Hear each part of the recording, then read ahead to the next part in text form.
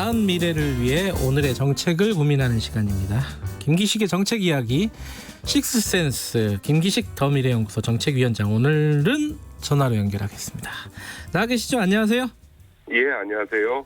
뭐 안 좋으신 건 아니죠? 뭐 건강이라든가? 예. 지금 뭐 태풍의 코로나 때문에 방송국을 좀 피하라고 그랬어. 네. 방송국이 기피 대상이 됐군요. 네. 다음에는 얼굴 뵙고 얘기를 나눌 시간을 다음 기대를 주에는 하고요. 그러시죠. 예.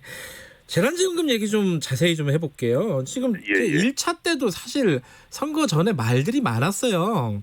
네네. 2차 요번에 줘야 되냐 말아야 되냐, 그리고 또 주면은 뭐 다 줘야 되냐 일부 줘야 되냐, 이 또 역시 또 갑론을박들이 나오고 있습니다. 이 논의 과정들을 쭉 보면서 어떤 생각이 드셨습니까? 예, 지금 뭐 2차 재난지원금을 줄 거냐 말 거냐 어떻게 줄 거냐 갖고 논란을 하고 있는데 조금 신중하게 판단해야 되는 것 같습니다. 그러니까 지금은 이제 속된 말로 이게 국가재정이라는 게 땅 파면 나오는 게 아니잖아요. 네네. 그러니까 지금 정부가 쓸 수 있는 재정 수단밖에 지금 정부가 쓸 수 있는 수단이 없는데, 네. 지금 세수는 줄고 있으니까 정부가 재정 수단을 쓴다면 결국 빚내서 해야 되는 거거든요. 네. 저는 필요하다면 빚을 내서 할 수 있다고 생각하는데, 문제는 빚을 내더라도 네. 이 코로나 확산세가 단기적으로 안정되냐 아니면 장기적으로 가느냐에 따라서 네. 이 국가 재정을 어떻게 운영할지를 정해야 되지 않겠습니까? 그런 점에서는 조금 더 이 코로나 상황을 지켜보면서 판단하는 게 맞지 않을까 싶습니다. 그러니까 지금 당장 뭐 줘야 된다 이렇게 결정하기에는 좀 빠르다는 일단 기본적인 의견이 그러시네요. 네네.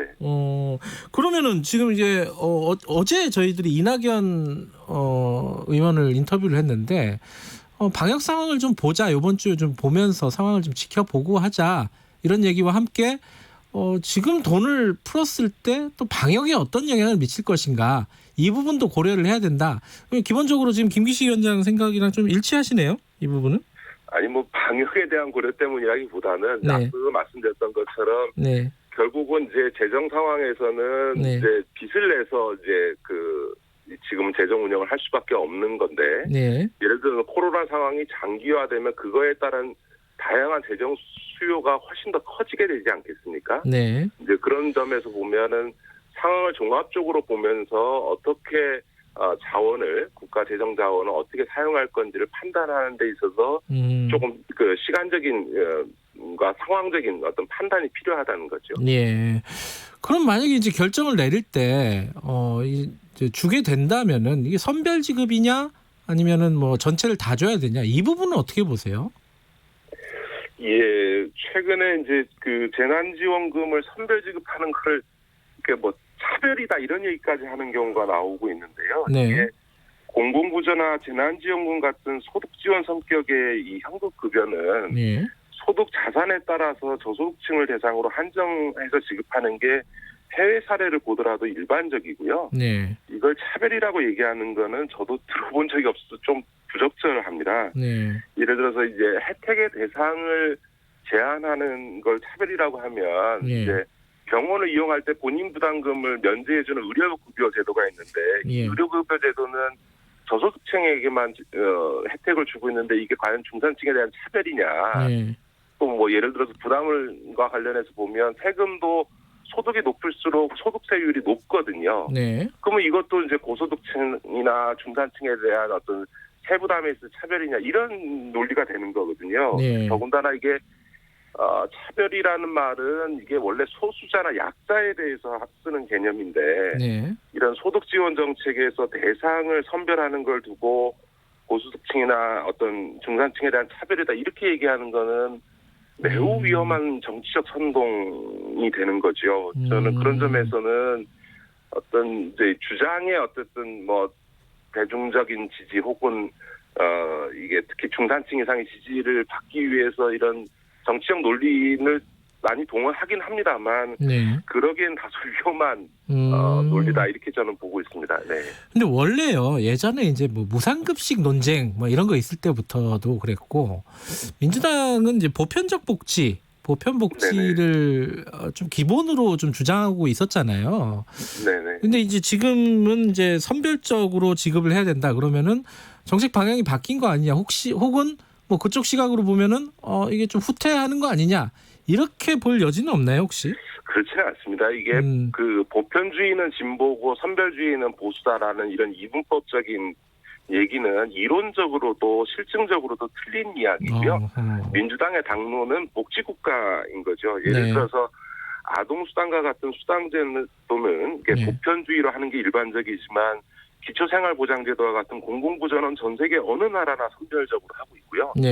국민연금이나 건강보험 같은 사회보험은 나라마다 다른데 흥미로운 거는 우리나라가 가장 보편적이라는 거예요. 우리가 가장 이상적인 보편복지국가라고 얘기하는 스웨덴이나 독일조차도 조합원에게만 이 사회보험 가입 자격을 주는 선별적으로 운영을 하고 있거든요. 또 기초연금 같은 경우도 우리나라는 70% 주지 않습니까? 그런데 OECD 평균은 22%에 불과한 거죠. 무엇보다 이 소득 지원 정책은 성별적으로 하는 게 맞습니다. 그러니까 의료 서비스 같은 경우는 소득과 무관하게 모두가 필요하니까 보편적으로 하는 게 맞지만 소득이 없거나 소득이 부족한 분들에 대한 소득 지원은 소득이 부족한 분한테만 주는 게 맞는 거지 소득이 부족하지 않은 연소득 1억이 넘는 분들한테 그걸 왜 주느냐인 거죠. 그러니까 다 전 세계가 다 선별적으로 운영을 하고 있기 때문에 이런 소득 지원 정책에 있어서 선별적인 선택을 한다고 해서 보편복지의 후퇴다 이렇게 얘기하는 거는 매우 부적절한 이야기인 거죠. 그러니까 이게 선별 지급을 주장하는 것은 이게 그 고소득자들의 중산층 이상의 조세정을 불러일으키어서 이 정책을 무력화하려는 거 아니냐 이런 주장도 해요. 이건 어떻게 생각하십니까? 그것도 참 근거 없는 주장입니다. 예를 들어서 이제 보편적 복지가 이 고소득층의 세부담을 증가시켜서 고소득층의 세부담으로 가능하다 이런 얘기 같은 건데요. 진보가 가장 이상적인 보편복지국가로 생각하는 스웨덴의 경우에 물론 고소득층의 세부담이 높지만 저소득층을 포함해서 모든 국민이 부담하는 소비세, 우리나라 부가가치세 같은 게 무려 25%입니다. 무슨 얘기냐면 보편복지를 하려면 이게 보편적으로 부담해야 되고 국민 모두가 세부담을 해야지 이게 고소득층만의 세부담으로는 안 되는 거죠. 그러니까 그 결국은 보편복지를 어떤 고소득층의 세부담으로 할 수 있다 이런 얘기는 잘못된 얘기고요. 지금 우리나라 복지제도만 하더라도 그대로 유지해도 지금 전에도 말씀드렸습니다만 2040년 이후에는 OECD 평균을 넘어서게 되거든요. 복지 지출이. 이게 그 얘기는 그만큼 복지 재원이나 부담이 증가된다는 거죠. 그러니까 복지 재원이 자연적으로 늘어나게 돼 있다는 거죠. 다만 그 부담을 다음에 미래 세대인 청년 세대가 부담하는 게 문제인 건데 지금 우리나라 지금 재난지원금도 그렇고 공공부조도 그렇고 소득 지원은 선별이지만 사회보험이나 아동수당, 기초연금은 우리나라가 가장 보편적이거든요. 그런데 그 수많은 그 복지제도 중에서 재난지원금을 선별한다고 해서 고소득층의 부담이 줄고 복지재원이 고정된다 이런 거는 현실적으로 맞지도 않고 논리적 비약이라고 봐야죠. 이게 사실 이재명 지사가 그런 주장들을 많이 하고 있는데 선별 지급은 뭐 차별이다 이런 취지의 주장을 하고 있는데 그건 나중에 한번 이재명 지사랑 얘기를 한번 나눠볼 시간을 가져야 될 것 같습니다. 제가 자 그리고 또 하나가 지금 아까 재원 말씀하셨는데요. 이 얘기 하나 그 공무원들 월급 갖고 갖고 재원 만들자 이 아이디어는 어떻게 평가하세요? 이거는? 저는 어처구니 없는 얘기죠. 크게 논의의 대상은 아니다라는 말씀이시네요. 이게 재원 문제에서요. 지금 상황에서 우리 재정 여력이 속도나 이런 걸로 볼 때 조금 뭐랄까 조심해야 될 필요가 있다. 물론 OECD 평균보다 우리가 좀 낫지만은 이 재원 그러니까 국가 재정 관련해서는 어떻게 보세요? 여력이 좀 어느 정도 있다고 보십니까? 아직은 여력이 있죠. 전에도 말씀드렸습니다만, 그러니까 되게 그 국가 GDP 대비 한 60% 정도까지는 문제 없다라고 하는 게 이제 그 국제적인 기준인데요. EU가 그렇게 채택하고 있는데 우리가 지금 문재인 정부 들었을 때 40%가 안 됐었으니까 아직 한 20% 정도 여유가 있고 지금 이제 최근에 와서 코로나19 이후에 추경을 하는 과정에서 이제 부채가 늘고 이랬기 때문에 지금은 아마 45%를 넘어가고 있을 겁니다. 그런 점에서 아직 여력은 있긴 하지만 한번 이게 그 GDP 대 국가 부채 비율이 올라가게 되면 그걸 내리기가 굉장히 어려워지고 결국은 그 부담이 이제 미래 세대들에게 가기 때문에 네. 저는 확장적 재정 정책 기조는 계속 유지하더라도 예. 그것에 있어서의 속도라는 이런 부분들은 신중히 판단해 가면서 가는 게 맞겠죠. 예. 그 최근에 국회에서 또 이런 논란이 있었어요. 이게 그 재난지원금이라는 게 경제 정책이냐, 구제 정책이냐. 뭐 이게 네네. 사실 좀 이론적인 얘기일 수도 있는데 이 시각에 따라서 실제로 정책 방향이 결정이 되기 때문에 이게 딱 잘라서 얘기하기가 쉽나요? 어떻게 보세요? 예, 뭐 복지제도로서는 앞서 몇 가지 이제 문제점을 얘기했고 그러다 보니까 이제 그게 복지제도가 아니고 재난지원금이 경제대책, 소비대책이다 이렇게 얘기를 예, 소비 진작. 하는데요. 예. 그런 측면이 있죠. 그러나 그렇다고 해서 전 국민으로 지급해야 되느냐? 그거는 다른 거죠. 그러니까 예를 들어 전 국민 지급을 했을 때 누차 얘기를 합니다만 연봉 1억 넘는 분이 30만 원 준다고 해서 소비를 더 하느냐? 그게 아니고 그냥 식당 가서 평소에 하듯이 그냥 자기 카드 긁었는데 그게 재난지원금에서 빠져나가는 것일 뿐인 거죠. 다시 말해서 대체 소비만 이루어지는 거지 추가 소비는 안 이루어지는 거죠. 그러니까 네.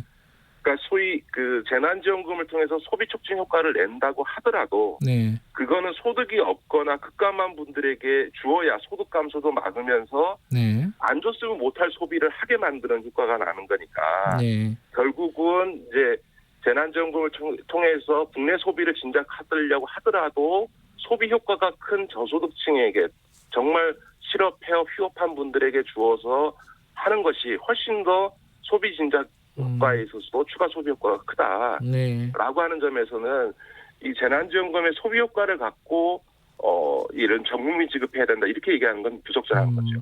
1차 재난지원금 관련해서는 여러 가지 평가들이 있잖아요. 어떤 소비 진작이라든가 이런 부분들에 대해서 효과가 있다고 평가하십니까? 어떻게 보세요? 당연히 10조라는 넘는 돈을 그 3개월 안에 쓰지 않으면 소멸하게 줬으면 당연히 소비 효과가 발생하게 되는 거죠. 예. 그거야. 근데 이제 그 일부는 이제 아까 말씀하신 대로 중산층 이상들은 원래 쓰던 거를 그걸로 쓰고 나머지는 또 저축하고 이런 형태가 실제로도 많이 벌어졌잖아요. 그렇습니다. 예. 네네. 그럼 그런 부분들은 뭐 제한적인 효과일 것 같고 또 하나가 또 선별지급이냐 뭐 보편지급이냐에 관련된 이슈가 이게 그 비용 문제예요. 선별 비용 문제. 이거 참 어려운 문제라서 그래서 이제 사실은 보편적으로 지급하는 게 훨씬 낫다 이렇게 얘기하는 쪽도 있지 않습니까? 이거 어떻게 보세요? 예, 맞습니다. 예. 사실은 지난번에도 전국민 지급을 하게 된 게 이 소위 대상자 선별하는 데 있어서 어려움도 있고 시간도 많이 걸리니까 예. 그 코로나 확산세가 확 퍼진 상황이었으니까 빨리 전 국민에게 지급하는 걸로 결론이 난 거죠. 네. 근데 이제 서울시하고 경남이 이제 그 중위소득 기준으로 선별해서 지급을 했지 않습니까? 네네. 그런 과정에서 이게 이제 문제는 소위 시간도 문제지만 그 정확한 소득 파악이 안 돼 있다 보니까 지금 네. 이제 문제가 생겨난 건데 그런 점에서 보면 이제 근본적 대책이 좀 우리나라도 필요하다. 이게 참여정부에서 추진했던 방안인데요. 네. 전 국민의 소득 자산을 국세청이 파악하게 해서 이 세금만이 아니라 사회보험료 부가징수 업무 나아가 이런 그 소득 지원적 성격의 공공부조 대상자 선정까지 다 담당하도록 해버리면 이게 이제 영국이나 스웨덴이나 이런 사례들이 있는데요. 그렇게 하면 이런 이제 재난지원금 같은 상황이 벌어졌을 때도 그러니까 시간과 비용을 최소화시키면서 신속하게 대상자를 선정해서 굳이 신청 절차 없이도 네. 빨리 그 필요한 분들에게 지원을 해줄 수 있는 이런 근본적인 좀 국가 시스템을 구축하는 게 지금 굉장히 중요하다 저는 그렇게 봅니다. 그런 문제 제기는 지금 뭐 정치권이나 이런 데서 안 나온 것 같아요. 이건 좀 추진을 해볼 만한 일인 것 같은데. 그렇죠. 맨날 이제 그 선별이냐 아니냐 그러니까요. 하면서 지난번에 이제 뭐 아동수당이나 이런 것도 선별하자고 했다가 선별하는데 너무 많은 시간과 비용이 들어가니까 전국민 지급으로 간 거지 않습니까? 맞아요. 저는 아동수당은 전국민 지급이 맞다고 보는데 예. 여러 가지 제도의 성격에 따라서는 선별하는 게 맞을 수 있거든요. 예. 근데 이제 그 선별에 따른 비용과 시간을 줄여야 되는 건 국가적인 시스템상 반드시 해야 되는 거죠. 예. 다만 그게 우리나라가 미비돼 있다. 그러니까 예. 이번에 아예 그거를 국세청이 구축하도록 만드는 네. 근본적인 제도 개혁의 계기로 좀 삼았으면 좋겠다고 생각합니다. 예.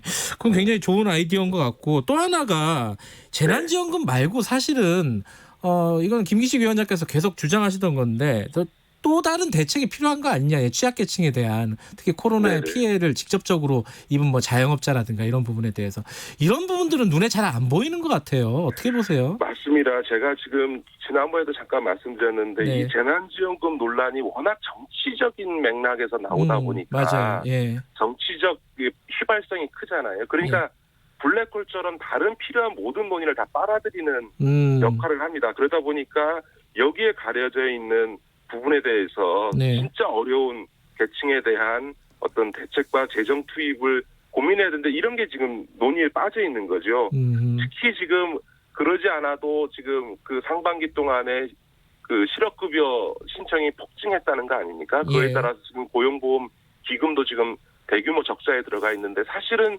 재정적으로 보면 우리가 자영업자나 특수고용 노동자들을 지금 실업급여 안으로 고용보험 안으로 품어서 네. 그 실업급여를 줘서 재난지원금보다 더 많은 지원을 해주겠다고 하는데 이 보험료 부담 때문에 지금 못 들어오고 있는 거잖아요. 네. 그러면 이제 그 건강보험처럼 이런 이제 분들한테는 보험료 일부를 국가가 부담해주는 형태로 네. 해서라도 빨리 고용보험에 들어오도록 만들어줘야 되는 거거든요. 네. 그러니까 국가 재정을 이런 데도 지금 써야 되는 거고요. 예. 지금 제일 중요한 거는 이 코로나19 사회적 거리두기가 격산되면 제일 타격을 받는 게 자영업 아닙니까? 네. 그럼 이런 자영업에 있어서의 휴업 대책 또 그다음에 이분들이 손님이 급감하게 되면 문을 닫거나 아니면 문을 닫지 않으려면 운영자금 대출 이런 문제들이 지금 다 걸려 있는 거거든요. 네네. 그러니까 지금 이제 코로나19 재확산세에 따라서 지금 검토돼야 될 수많은 정책 과제들이 있는데 네. 이걸 재난지원금 줄 거냐 말 거냐 선별할 거냐 말 거냐 하는 이런 정치적 논쟁하느라고 이런 문제들이 다 지금 별로 주목받고 있지 못한 그런 게 저는 오히려 안타까운 거죠. 그런 게 참 어렵고 이게 흥미롭지 않잖아요. 한마디로 말해서 이게 재난지원금 주냐 마냐 이게 막 정치인들 싸우고 이거는 관전하기가 참 재밌는데 이게 참 말로 이제 정치적으로 섹시한 논쟁이죠. 맞아요, 맞아요. 이게 진짜 중요한 문제는 가려져 있다 지금. 네. 알겠습니다. 그런 문제들을 앞으로도 하나씩 얘기하는 시간 가져보겠습니다. 오늘 고맙습니다. 네, 고맙습니다. 김기식 더미래연구소 정책위원장이었습니다. 지금 시각은 8시 47분입니다.